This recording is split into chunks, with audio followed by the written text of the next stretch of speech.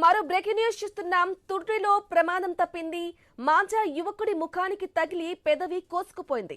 మంచిర్యాల జిల్లా చెన్నూరు మండలం గంగారం గ్రామానికి చెందిన మధుకర్ బైకుపై మంచిర్యాలకి వస్తుండగా ఓవర్ బ్రిడ్జ్ వద్ద చైనా మాంజా తగిలింది. ఇక దీంతో అతనికి తీవ్ర రక్తస్రావం జరిగింది. పెదవికి తాకిన మాంజా మెడకి తగిలితే ప్రాణాపాయం జరిగేదని ఆవేదనకు గురయ్యాడు.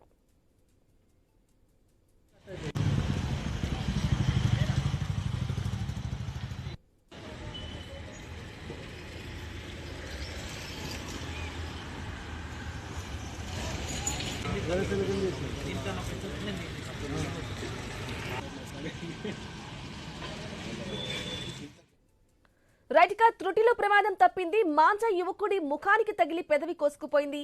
మంచిర్యాల జిల్లా చెన్నూరు మండలం గంగారం గ్రామానికి చెందిన మధుకర్ బైక్ పై మంచిర్యాలకి వస్తుండగా ఓవర్ బ్రిడ్జ్ వద్ద చైనా మాంజా తగిలింది. దీంతో అతనికి పెదవికి తీవ్ర రక్తస్రావం జరిగింది. ఇదే విషయానికి సంబంధించిన లేటెస్ట్ అప్డేట్స్ అందించడానికి మా ప్రతినిధి శ్రీనివాస్ మరిన్ని డీటెయిల్స్ అందిస్తారు. శ్రీనివాస్.